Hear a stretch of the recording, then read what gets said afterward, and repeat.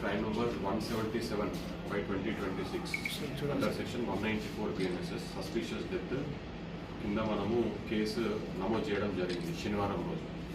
అయితే మనకు వచ్చిన ఇన్ఫర్మేషన్ ఏంటంటే ఒక గుర్తు తెలియని మృతదేహం ఆటోనగర్లోని బ్రిడ్జ్ దగ్గర కింద పడిపోయి ఉన్నట్టుగా మనకు తెలిస్తే మన వాళ్ళు వెంటనే వెళ్ళి ఆ మృతదేహాన్ని తీసుకొని హాస్పిటల్కి వెళ్ళడం జరిగింది. ఈ లోపల ఐడెంటిటీ మనకి కోసం సర్చ్ చేయగా ఐడెంటిటీ తెలిసింది. అతని పేరు మొహమ్మద్ నాసిర్ అని చెప్పి మనకు తెలియడం జరిగింది. అతను బైన్సా నివాసి.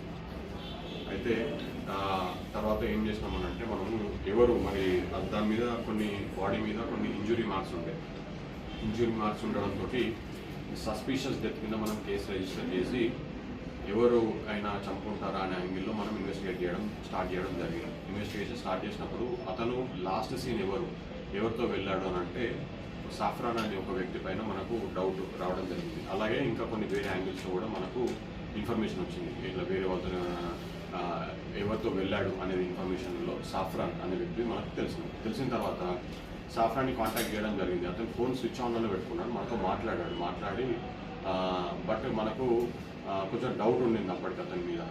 బట్ మనం అన్ని యాంగిల్స్లో ఇంకా వేరే యాంగిల్స్లో ఇంకెవరైనా ఉంటారని వెరిఫికేషన్ చేయడం స్టార్ట్ చేస్తే తర్వాత మనకు తెలిసింది ఏంటంటే సాఫ్రాన్ ఇతను కలిసి బయటికి వెళ్ళారని తెలిసింది. మరి ఎక్కడికి వెళ్ళే ఛాన్స్ ఉంటుందని చెప్పి మనము మన సిఐ గారు టౌన్ సిఐ సాయి కుమార్ వెళ్ళి ఇక్కడ వాళ్ళ హార్డ్వేర్ ఒక షాప్ ఉంది, మనకి ఆటోనగర్ సైడే హార్డ్వేర్ షాప్ ఉంది.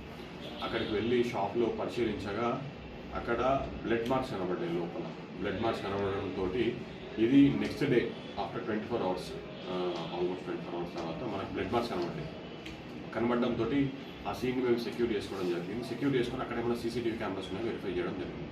వెరిఫై చేస్తుంటే మనకి ఒక బైక్ మీద 2 వ్యక్తులు వచ్చారు. ఆ బైక్ నడిపిన వ్యక్తి డిసీజ్డ్ పర్సన్, చనిపోయిన వ్యక్తి. వెనుక ఇంకొక అతను కూర్చున్నాడు. వీళ్ళిద్దరూ షాప్ లోపలికి వెళ్ళారు.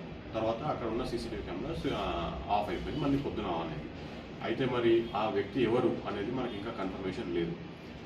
తర్వాత మనము ఈ సాఫ్రాన్ పైన డౌట్ వచ్చి మనము అతన్ని పికప్ చేయడం జరిగింది.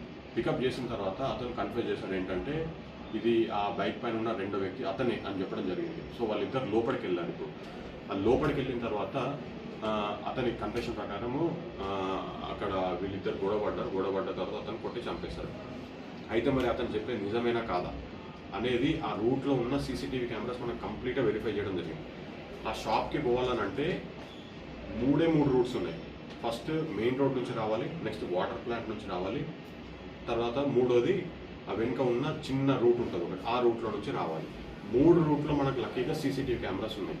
సో సీసీటీవీ కెమెరాస్ కంప్లీట్గా మనం సెక్యూర్ చేసుకొని మన దగ్గర స్టోర్ చేసుకోవడం జరిగింది. స్టోర్ చేసుకొని వెరిఫికేషన్ స్టార్ట్ చేయడం జరిగింది. ఎవరెవరు వచ్చారు, ఎవరెవరు వెళ్ళారు, మొత్తం మూమెంట్స్ అన్నీ మనం క్రిస్టల్ క్లియర్గా నోట్ చేసి పెట్టడం జరిగింది. ఆ వీడియోస్ కూడా మనం తీసుకున్నాం. ఇప్పుడు ఆ ఎంటైర్ సీసీటీవీ ఫుటేజ్ మనం కోర్టుకి కూడా ఇప్పుడు సబ్మిట్ చేస్తాం. ఆనరబుల్ కోర్టుకి సబ్మిట్ చేస్తాం. సో దట్ కోర్టు దగ్గర కూడా ఆ ఎవిడెన్స్ అవైలబుల్గా ఉంటుంది. దాన్ని తీసుకెళ్ళి ఆటోనగర్ వద్ద ఉన్న బ్రిడ్జ్ పై నుంచి కింద పడేశారు. ఆ డబ్బా కూడా, ఆ బాక్స్ కూడా మనము రికవర్ చేయడం జరిగింది. ఆ బాక్స్ ప్లస్ బైక్ తీసుకురావడం జరిగింది. తీసుకొచ్చిన తర్వాత ఒక మనిషిని దానిలో కూర్చోబెట్టినాం. మనం సీన్ రీకన్స్ట్రక్షన్ చేసినాం. అతను లేపాడు, ఒక అతన్ని తీసుకొని వచ్చి లేపి బండి మీద పెట్టుకొని మళ్ళీ తాడుతో టై చేస్తాడు. అతను ఒక్కతనే అంత చేయగలిగాడు. చేసి ఆ తర్వాత తీసుకెళ్తున్నాడు.